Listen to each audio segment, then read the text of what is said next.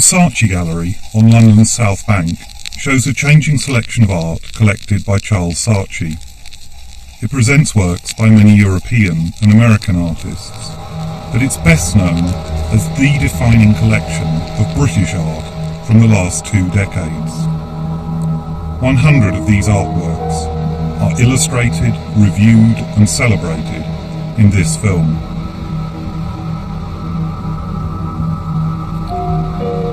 Damien Hirst's spectacular The Physical Impossibility of Death in the Mind of Someone Living is the most iconic British artwork of the 1990s. A bold and sensational confrontation with mortality. What I liked was this idea of killing things to try and understand the world, or, like with an electron microscope, if you look at things that are already dead, you have to kill them in order to look at them, which seems really bizarre. And with the formaldehyde, it's like a fish lives in an environment which is totally alien to us, which is in the sea. It's like the opposite of where we live. So then to take a fish and kill it and put it back into an environment which is very similar to the environment it was before, I really like that, and the way it looks, some kind of Victorian curiosity. Away from the flock is a quieter, more poignant and more fragile reflection of the same themes. The shark piece and the sheep, all those pieces are part of a series called Natural History. I remember going into the Leeds City Museum when I was young and seeing a stuffed Bengal tiger and just thinking, wow, that's fantastic. And I think that you get that in the Natural History Museum. So then for me to kind of put that into an art gallery, they're similar spaces. I think that if you can do that, I like the idea of doing it with the mundane animals instead of the fabulous and exotic animals.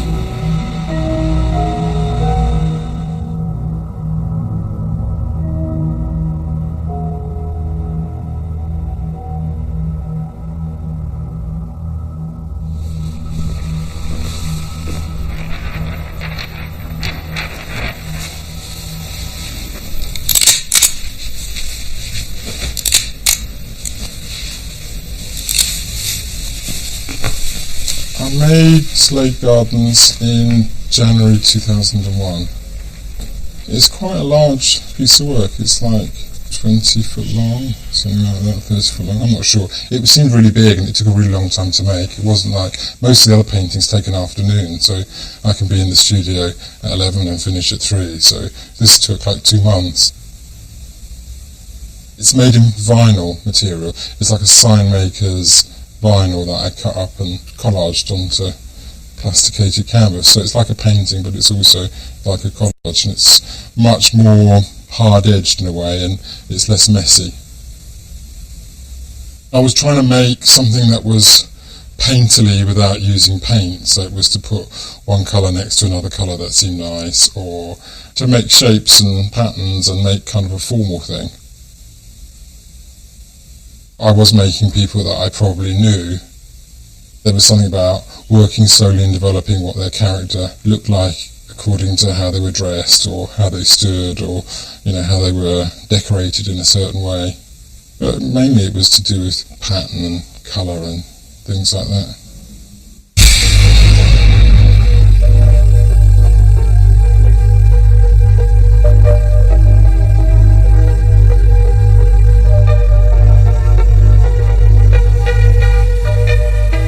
I'd seen the Poussin show at the Royal Academy and I quite liked it. To me they looked like 1950s, early 1960s musicals with Doris Day. So there was something sort of slightly technicolor and sort of Hollywood campy about it, and I wanted to bring that quality out in Poussin. And he liked muscle men, and I quite liked the fact that there seemed something that was a bit gay disco about Poussin. And it was basically to make a picture that seemed like it was a party in intense colour.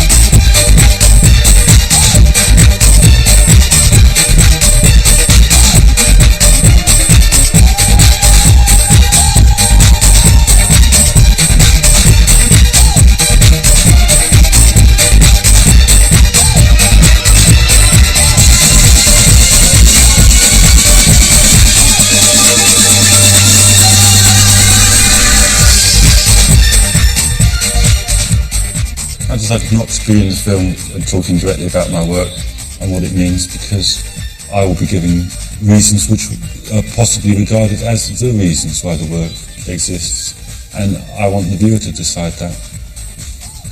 The reason I'm not explaining it is to enable the viewer not to feel alienated, that the viewer can't be wrong. What you feel about the paintings is what the paintings are about. I'm secondary. I have a primary experience with them, and you must have a primary experience with them if you want to. And that's what they're about.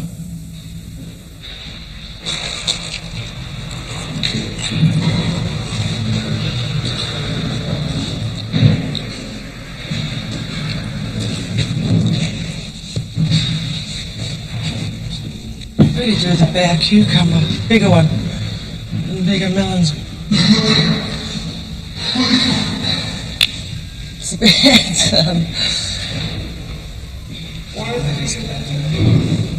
well, just because it looks more impressive, not because it feels better.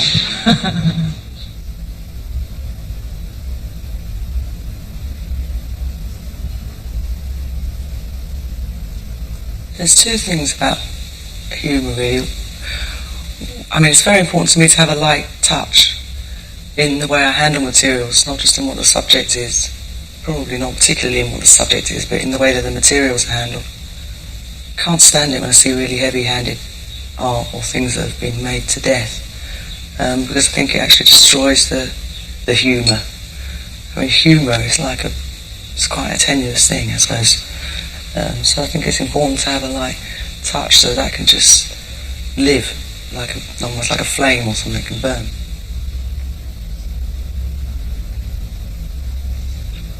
And the other thing, well, in the same way that people use humour all the time to be able to do something with things that are hurting them. Humour's not about being nice or having a good laugh, especially, but it is about being able to cope with something that maybe is almost impossible to reconcile yourself to. Organic eggs, please, if you've got any. Thanks. Thank you.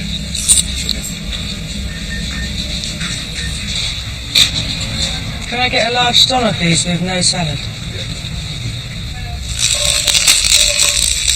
I wasn't sure about the varnish on the table when I first made it, so I took all the varnish off the top, and then I made it with the fried eggs, and then I decided I preferred it with the varnish, so I put the varnish back on, but I left the marks that had soaked in underneath.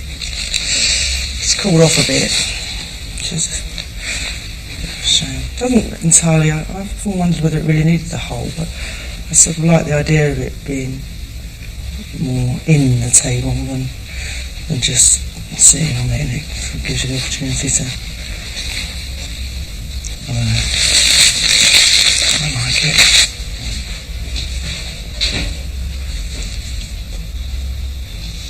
I suppose something that's quite relevant to my work is that it just strikes me as patently untrue that sex is clean.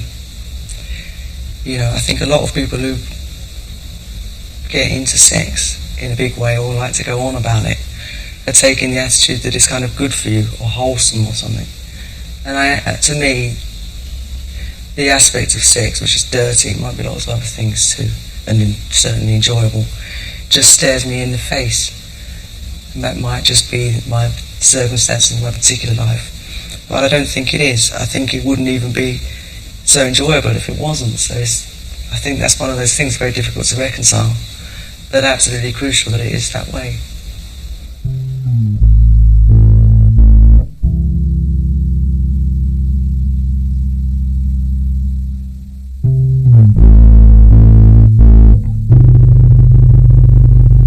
Jenny Savile's excessive, extravagant, painterly canvases use more traditional means to scrutinise and celebrate the female body.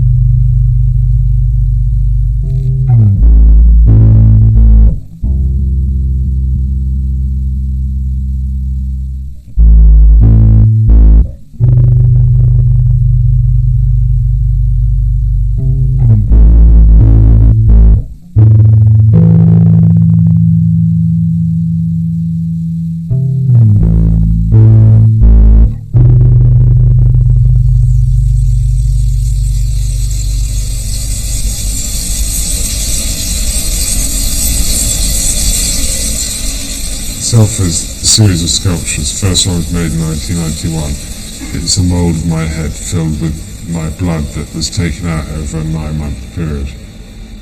Originally I thought, oh well, it's easy, just fill the mould, put it in the freezer and that's it. But then there was a whole kind of learning process as to how to freeze something, because actually when you freeze something, the freezer desiccates the object. So when we first put the blood sculpture up, it was fine. A couple of days later, it started looking a bit dusty.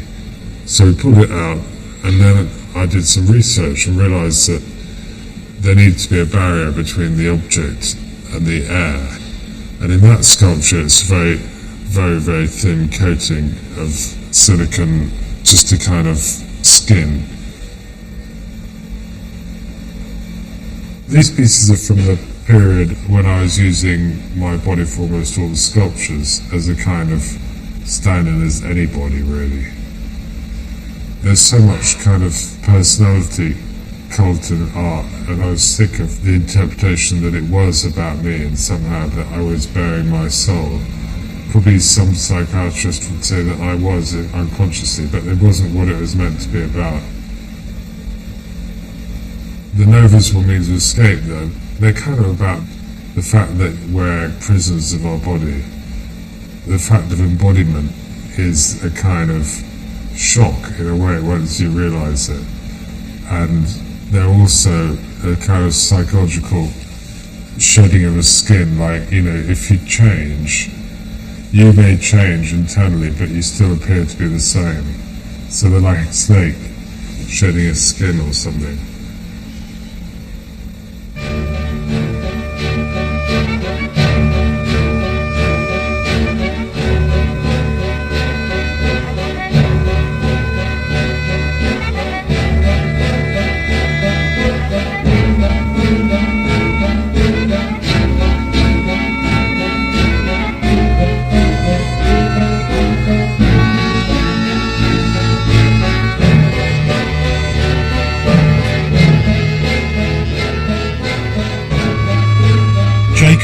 Chapman are jokesters and tricksters concerned with the most serious of subjects. Great Deeds Against the Dead brings to brutal life and death a Goya engraving from the early 19th century.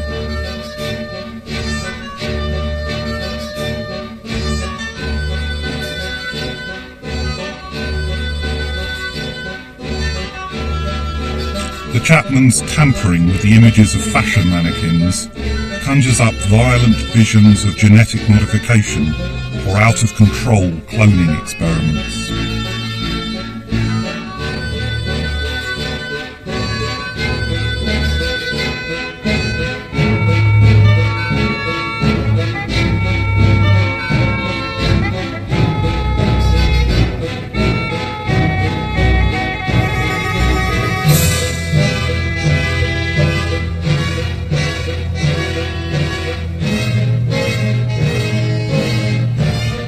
The innocence that society ascribes to children is counterpointed with the most graphic, plastic, genital renderings. These are creatures from the underside of the Western consumer world.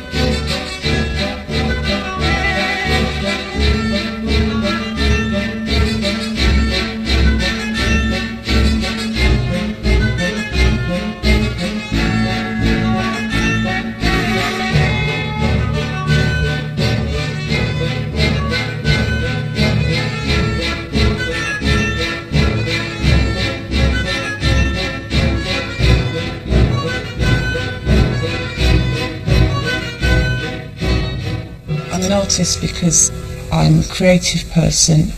I always say if I didn't make art, I'd probably be dead.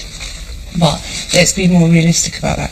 If I didn't make art, then I'm not going into retail or something, and I would probably be the person in the shop that would be always organising the displays and always making the coat hangers look better and always doing really nice things and always making the notice board look nice in the canteen and stuff like that. I'm a genuinely creative person.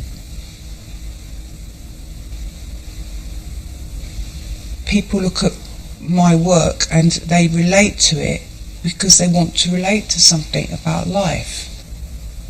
People watch real-time TV because they want to relate to the intimacy of other people's lives. They would rather watch someone on television brushing their teeth than see a John Luke Goddard film, do you know what I mean?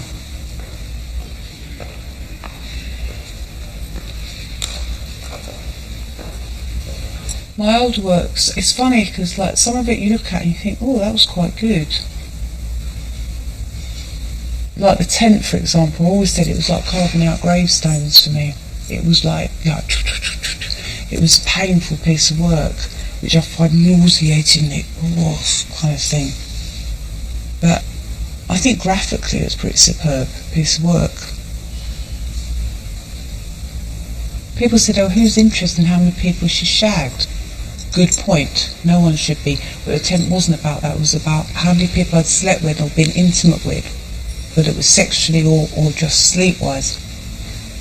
People went inside the tent. By the time they come out, they were thinking of all the people they'd slept with, the people they'd been close to, and that's how the tent worked.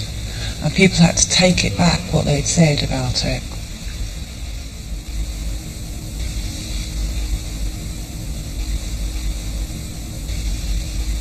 The bed was for me. I made the bed for me. I was laying in bed and I thought, this is really bad. This whole situation in my life is just so bad. And what am I going to do about it? How am I going to change it? And I realised that the only way to change it was by moving everything that I was laying in. If I was to stick some nice big perspex stone on it, people would think, wow, that's art. But you don't have to do that to be an artist. I didn't expect it to look visually good or anything, and I don't know if it does. And it's quite nervous showing it in the Tate as well, and people I know really staring at those things. In a way, I suppose it's a bit of a selfish piece of art, but I think everyone's been in that kind of state.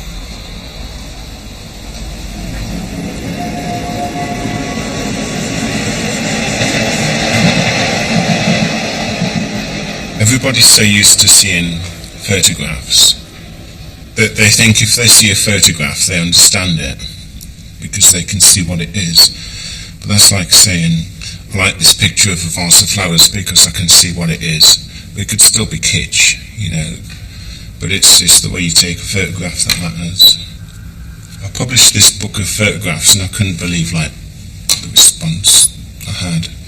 But after about a month or two I realised that a lot of people like them for the reasons that I didn't do them. So they would like these photographs because they saw the stains on the wall, or they saw my mum's tattoos and the patterned wallpaper, things like this, which was just commonplace to me.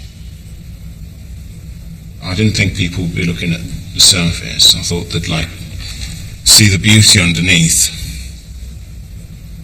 I would like to do photographs. It doesn't matter where they're taken, it doesn't matter about the subject.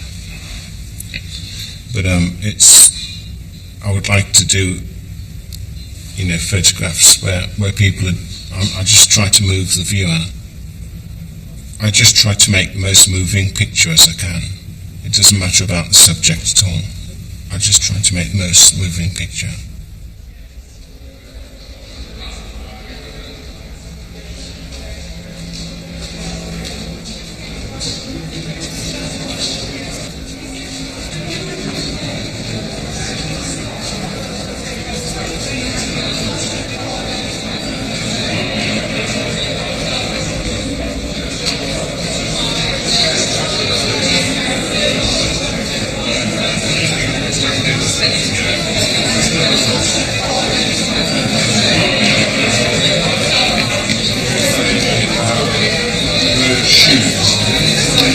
Don't shoot.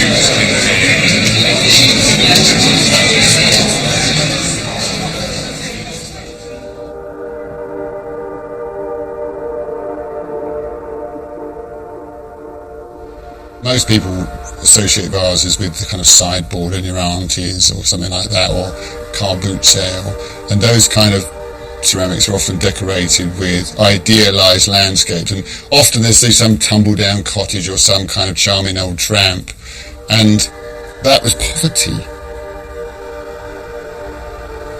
Inevitably, when people see a vase across a room, they will bring into play the emotional and intellectual baggage that goes with that. So they'll have all the associations of a vase, and that will work with or against the imagery that they then encounter when they get closer to the vase. And that is how my work works, yeah.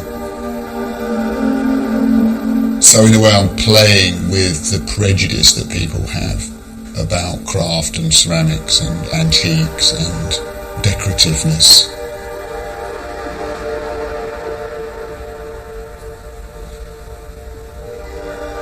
On this vase, all the children are kind of like in the little frilly 50s outfits that I like.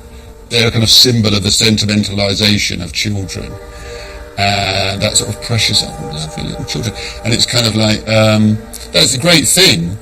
And it's weird that it doesn't bear any relationship to what children are really like and how children are really treated in our society now. So I'm trying to find a kind of language to talk about those sort of things visually.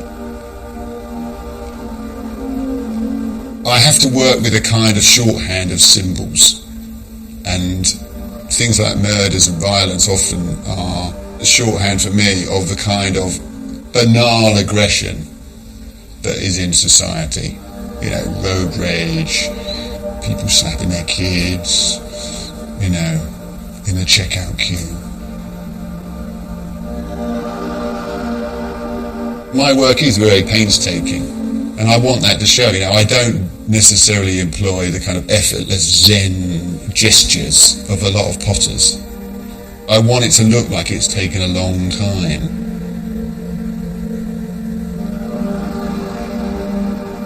I want to give people visual pleasure. It's something I certainly look for when I go to an exhibition, is visual pleasure.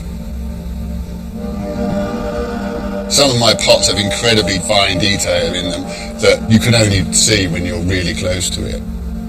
It's a very seductive technique, ceramics, and people want to touch it, and it's all very sensual, and I do use that fact because that's something that I want to address, is sensuality in contemporary art, because I don't think, you know, often it gets sidelined by conceptual approaches.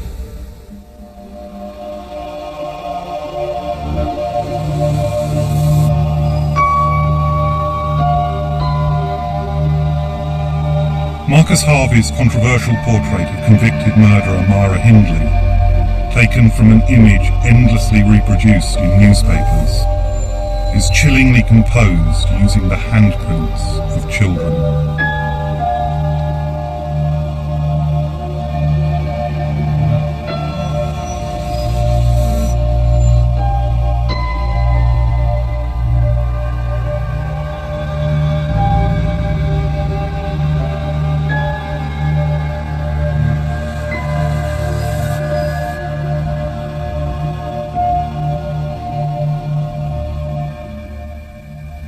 I don't think I have ambivalent feelings about being a woman, but there's a certain amount of common preoccupations in life that don't preoccupy me, like having kids and stuff.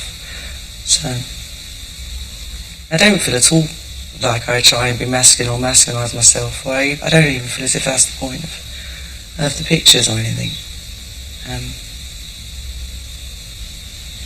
You know, I'm not trying to kick ass or anything like that in the world particularly. I'm not trying to manipulate how the world is. I'm just trying to look at the world, and I'm trying to do my thing in the world. I take the world as a given, and then I just try and do my jig or whatever it is in it.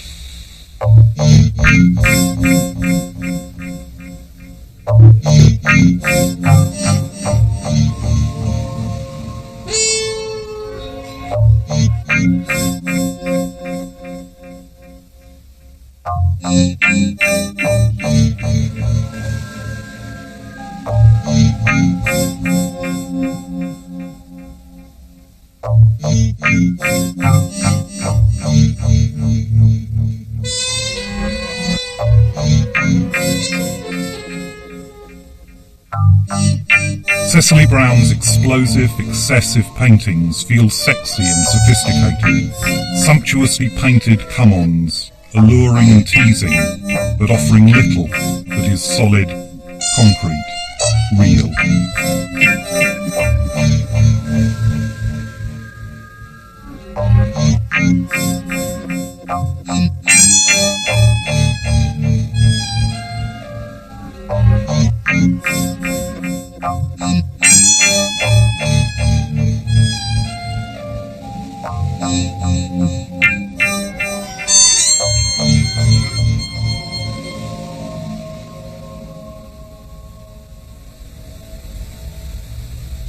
There's a question that gets asked quite a lot when I first maybe meet someone who is unfamiliar with my work, and they say, what kind of materials do you work in? And it always confuses me because I can't give them a straight answer. I mean, I start saying things like, I just work in terms of ideas, and I can see them thinking, what the hell is he talking about? And it really is the case that somehow certain ideas or certain materials even seem to generate their own way of being treated or their own way of being thought about. And so I found my work moving from one form to another form quite easily somehow.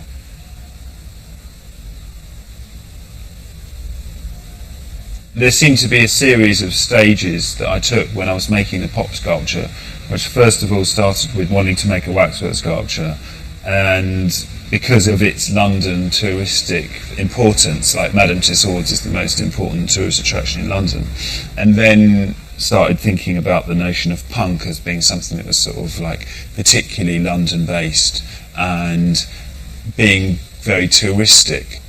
And so I had this idea of wanting to make a sculpture of me as Sid Vicious as a waxwork, and then I sort of stumbled across this portrait of Elvis Presley by Warhol and saw all these similarities between the turned up collar, the sort of garter which becomes a thong that Elvis has in this photo, the gun, the sneer, the kind of rock and roll attitude, if you like.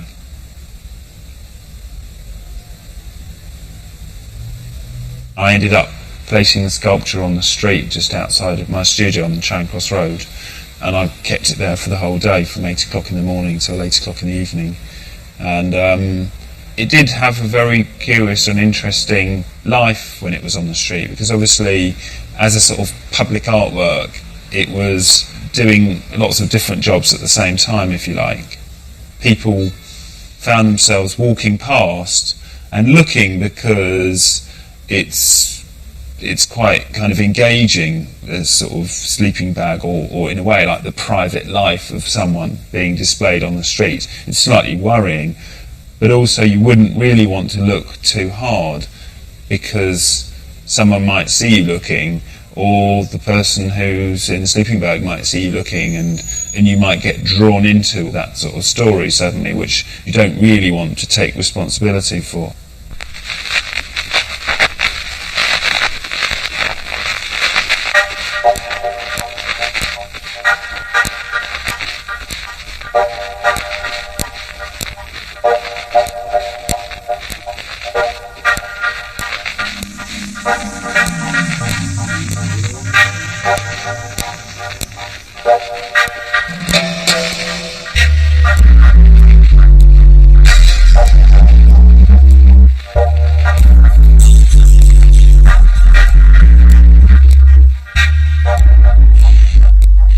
The sort of self-explanatory exercises in beauty, really.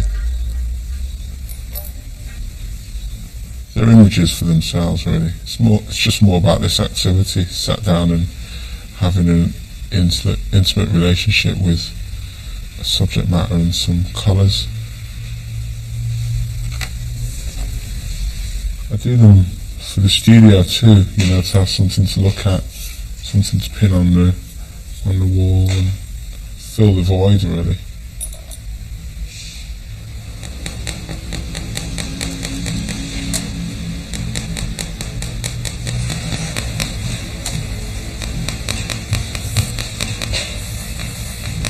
the way that the paintings are made is in some ways a kind of, you know, the layering that goes on in like a rap track.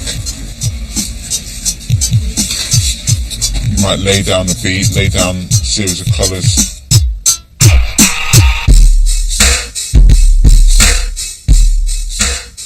Talking to someone the other day about the way the city works and the way that a city functions in so many different layers, you know, and it all comes together.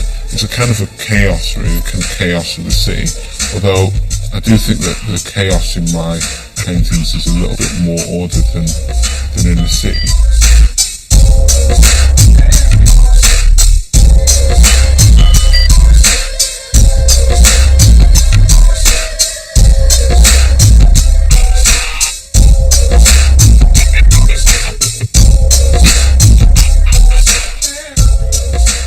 The elephant gums there is real, and it's something that can be interpreted in so many different ways. It's a very basic material, it's elephant dung, and that's it, you know. It's pretty straightforward. I mean, it comes out of the elephant's arse, drops on the floor, and it dries out while it's there, and then it's ready to go, you know. In that sense, it's a ready-made. On a straightforward visual level, it was a compositional device in the paintings to take two-dimensional painting in another direction, to kind of disrupt the reading of the paintings.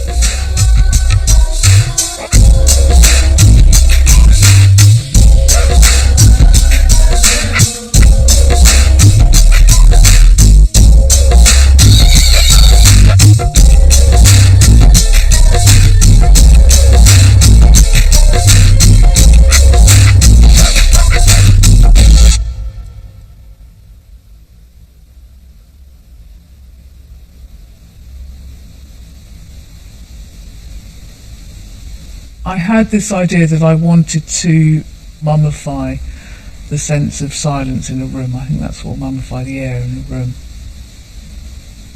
I didn't really know how I was going to make it. I didn't really know what it was going to look like.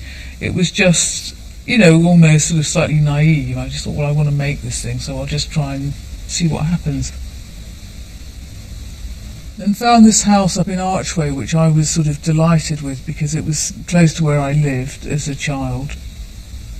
The room was the right sort of size, and I remember that there were certain things that I wanted in the room, which was a window, I wanted cornicing, I wanted a fireplace, and I wanted skirting board, and, you know, a door and a light switch. And then I spent weeks in there, I remember, deciding how it was going to be made, how it was going to be cast, what size the blocks were going to be. And I was thinking at the time, I remember, about Piero della Francesca's paintings, and I was thinking about proportion.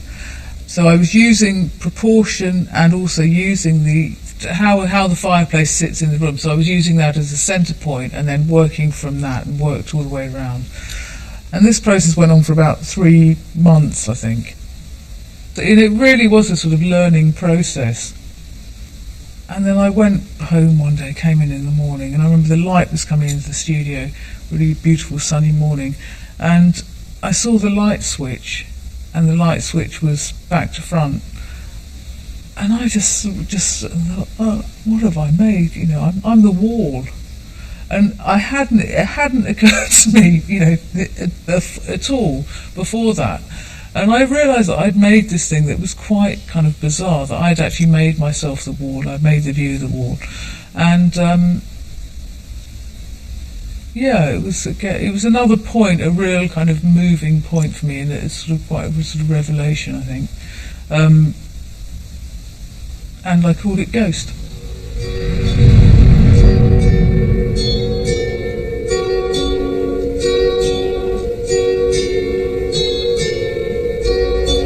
A reminder of death in our lives, a watery grave for the office world.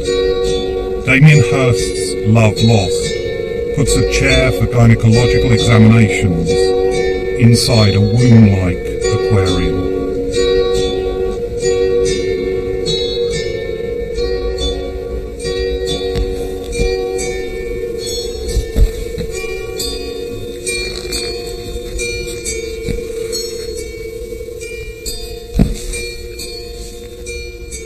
painting is a very slow form of art. And I mean, embroidery is even slower. I think I really like that slowness. If you use the thread, you really have to make an effort to make the work. It's not such a shocking material. It's just thread. It's just maybe the fact that it's a man who's doing it, who's using it.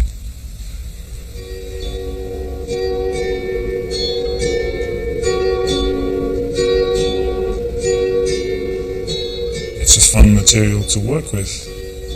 If you have a straight line, you can make architectural shapes.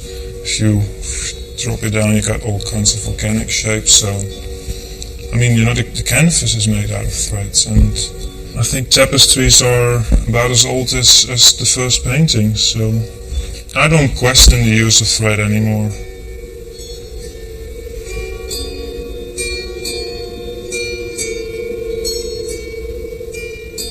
Paintings are quiet, they're motionless, so I think it's quite appropriate to use quiet colors as well, instead of screaming colors. So I think by whispering you can spread the message much better.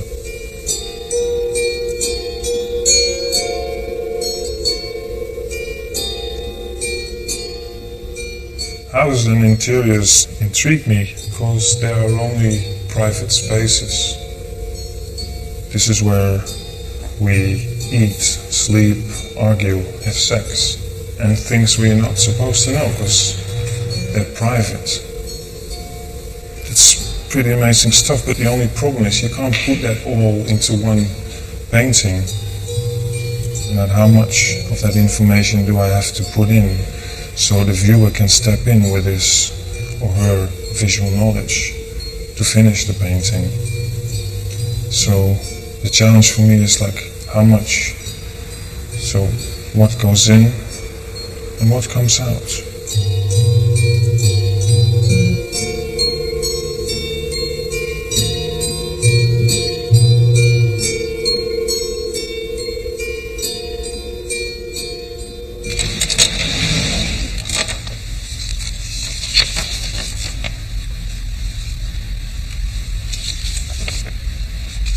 Before I start a painting, I'll actually go through all my images. I mean, I'll always think it's going to be a simple task to start a bit drawing and make a painting on such and such a subject. But then I always routinely go through everything. Maybe go through images that I've discarded 30 or 40 times before. The sources might be a photograph that I find in a magazine or National Geographic, or they might actually be places that I photographed myself. And from that, I will photocopy that onto a laser print or black and white photocopy. And in a way that sort of breaks down the image and sort of removes it even further from the actual place. This method in a way sort of accentuates the abstract within the everyday.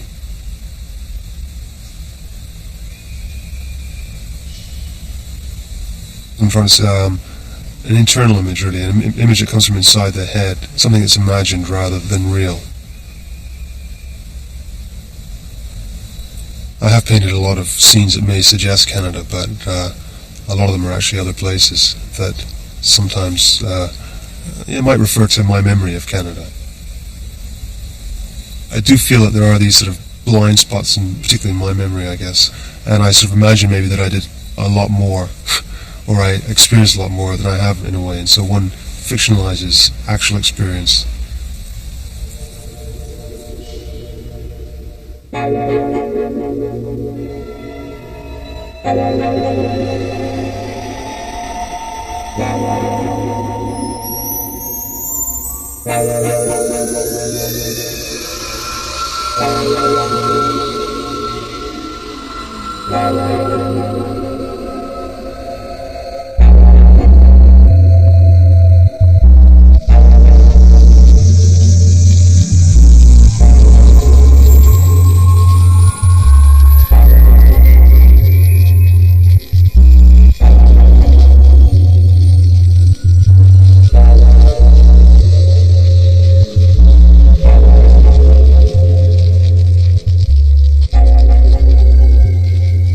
seminal work, I suppose, is titled 2050. I had, in 1985, made my first exhibition with Matt's Gallery, called Sheer Fluke. And again, it was one of these casting pieces like Big Dipper. So I thought, okay, I've got to go back to Matt's Gallery. I've done a casting. Why don't I do the same thing? Why don't I cast the gallery in some way?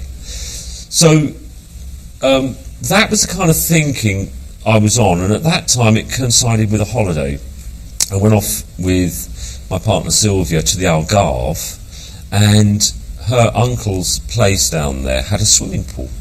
And of course it was like 4 delicious weeks with sort of diving down to the beer in the bottom and coming up and bobbing around thinking, what am I going to do at bloody Matt's Gallery? You know, I've got 3 weeks left before I have to write to him. And as soon as I started to gel and thinking about, yeah, I'm going to flood it with something, then the kind of almost academic side of the idea came in, which is like, okay, if I'm going to transform a space, let's use a material that's been through its own transformation. Let's take something medieval like oil, you know, millions of years old and absolutely toxic and gooey and horrible and the sort of thing you don't make art from, and let's put it in that gallery, in the white space. But I did know that being in the swimming pool and being sort of submerged in a liquid, I wanted the sculpture, as it were, the installation to submerge one. So I wanted the viewer to be the object. And that meant really I've got to cut a swathe into that, like Moses parting the waves. Cutting a long story short, this wonderful TARDIS image came out that you went into a room, you filled it up with something, and in actual fact you doubled its size through illusion.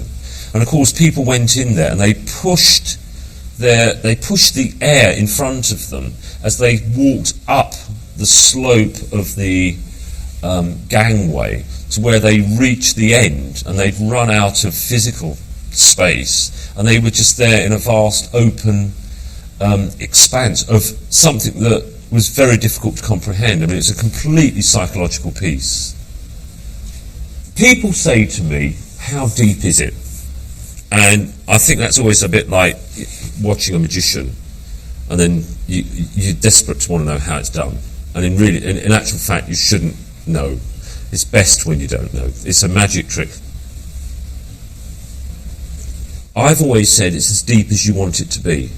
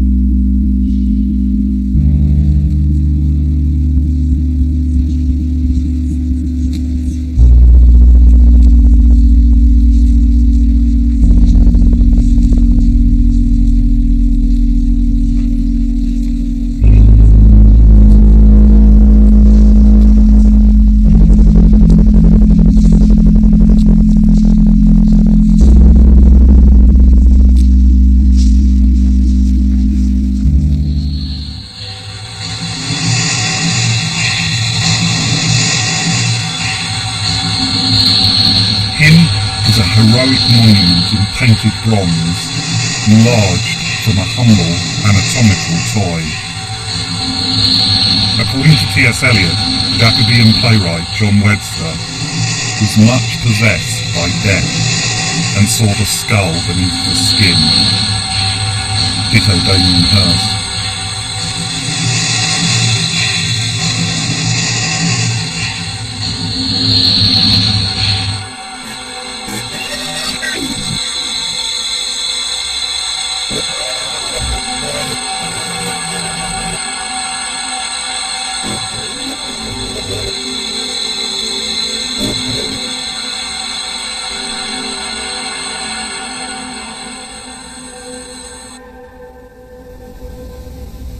Vermin Death Stack is a piece that I made in 1998. The piece is a spire of dead mice. It's kind of about its own excessiveness, really, the excessiveness of its manufacture and the time taken to make it and paint it. Kind of draws an analogy with the vermin that it's made of as a kind of like waste energy, excessive energy. I killed a few to start off with, but then like I found out that you can get like hundreds frozen mice from pet shops, the snake food. So that's kind of what I used, but it's not actually cast from like hundreds of or thousands of mice. It's probably about 200 corpses, and then those are kind of repeated and repeated.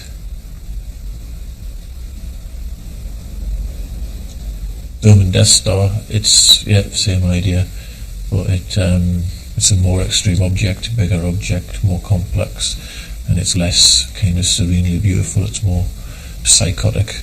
There's an acceleration in going from mice to rats. There's an acceleration. It's almost come to life due to its own dynamism. It's kind of like turned up the volume of the intensity a little bit. Francisco Goya's etchings, The Disasters of War, chronicle his despairing response to the battle against Napoleon. Nearly 200 years later, Jake and Dinos Chapman's hand-coloured etchings, in a seemingly trivial, childish style, suggest a similar despair about the brutalities of the modern world.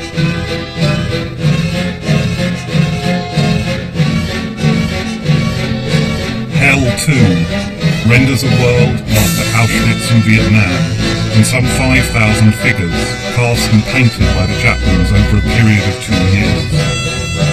These are panoramas of pain and evil, disturbingly fascinating in their detail and precision.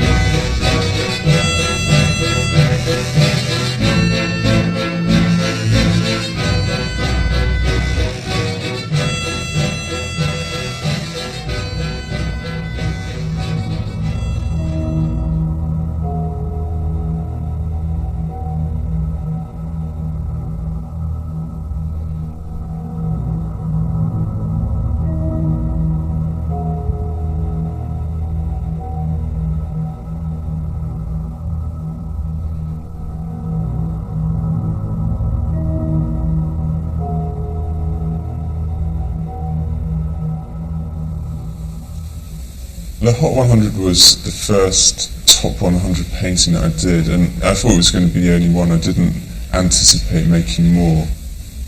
So I kind of felt I was making quite a decisive statement in terms of sort of thinking about who was in what position. There is a certain amount of agreement within the art world about certain artists being better than others, but then there's also a lot of debate. And as I was kind of thinking about making this painting, it suddenly occurred to me that this was my opportunity to say what I thought, and it didn't really matter if it was right or wrong. But at the same time, I kind of wanted people to think, oh, he's got it right. By the time that I start to actually fill in the painting, I'm kind of annoyed by my selection in some way. And so after doing the Hot 100 and then sort of finding myself doing a Hip 100, and then I did the Fun 100, and did the Cool 100, and now I'm about to do the all-new Hot 100. So, which is a bit like, no, that's what I call music, kind of. But now I think, it could be an endless series in a way, because after doing a top 100 painting, I don't necessarily feel like doing another one. But 6 months or a year later, what I like to look at and the things that are exciting me in art have normally changed. So it's been kind of interesting recently writing the all-new Hot 100 and occasionally looking at the original one, the Hot 100, and thinking, who's still there and who's gone up and who's gone down and who's vanished.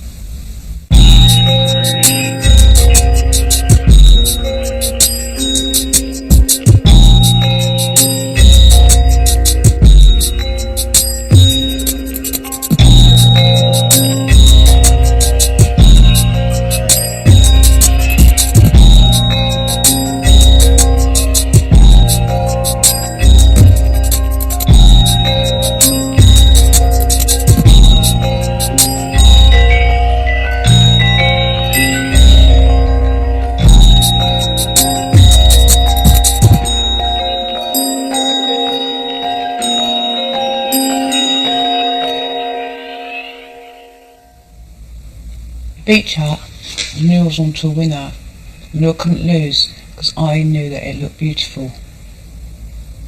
And I knew that it looked profoundly beautiful on the beach, but it was collapsing on the beach. But I loved that little beach art, and I didn't want it to be just a pile of old wood that would get burnt or something. I knew there was something fantastic about it.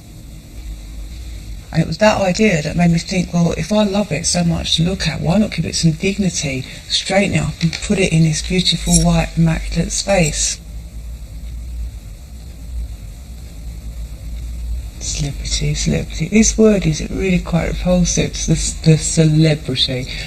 Being successful and earning tons of money has really changed my art, because I make much more of it and I'm really happy doing it. You think, out of all the British artists of my generation, 6 years ago, how many names were there and how many people are still going in a very strong way? It's quite a lot. So, people might be surprised about my generation. It might not have been the, 5-year wonder that people thought it was. It might have some longevity. And as we go into maturity, then maybe our work might even become better.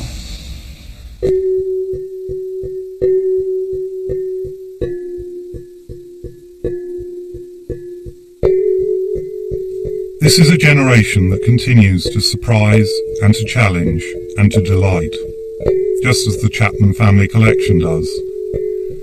34 fetishes are displayed as if in a museum of anthropology, yet their supposed primitivism is infected with the logos of global capital, the tribal signs of our world today.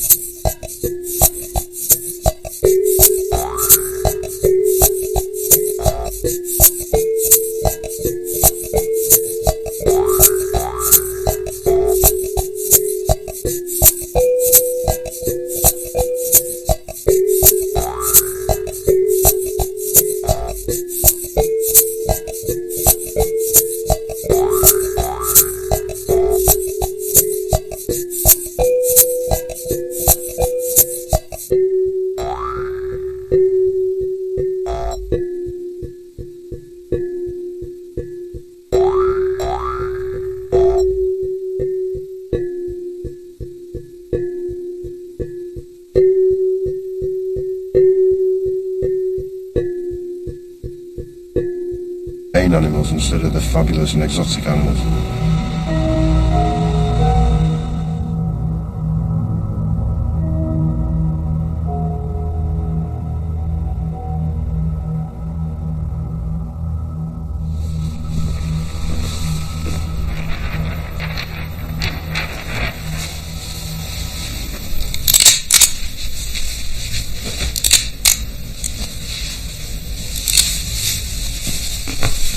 I made Slade Gardens in January 2001. It's quite a large piece of work. It's like 20 foot long, something like that, 30 foot long, I'm not sure. It seemed really big and it took a really long time to make. It wasn't like most of the other paintings take an afternoon, so I can be in the studio at 11 and finish at 3, so this took like 2 months. It's made in vinyl material. It's like a sign maker's vinyl that I cut up and collaged onto plasticated canvas, so it's like a painting but it's also like a collage, and it's much more hard-edged in a way and it's less messy. I was trying to make something that was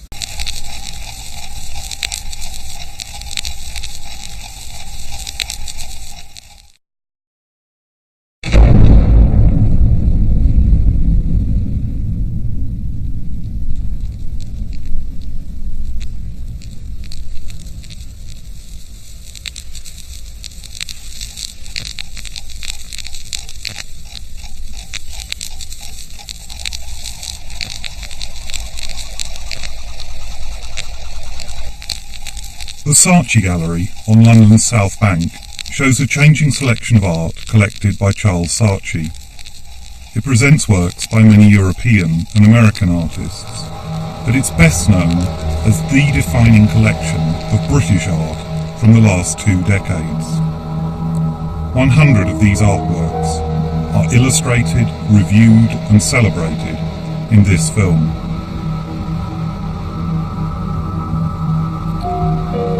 Damien Hirst's spectacular The Physical Impossibility of Death in the Mind of Someone Living is the most iconic British artwork of the 1990s.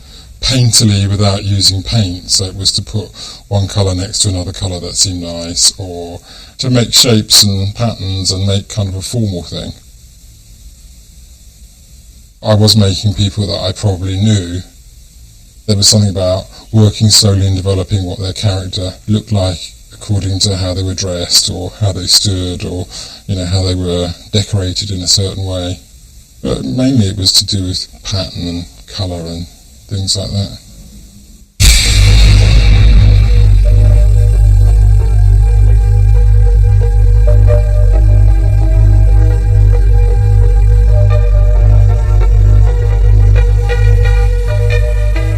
I'd seen a Poussin show at the Royal Academy and I quite liked it. To me they looked like 1950s, early 1960s musicals with Doris Day. So there was something sort of slightly technicolor and sort of Hollywood campy about it, and I wanted to bring that quality out in Poussin. And he liked muscle men, and I quite liked the fact that there seemed something that was a bit gay disco about Poussin. And it was basically to make a picture that seemed like it was a party in intense colour.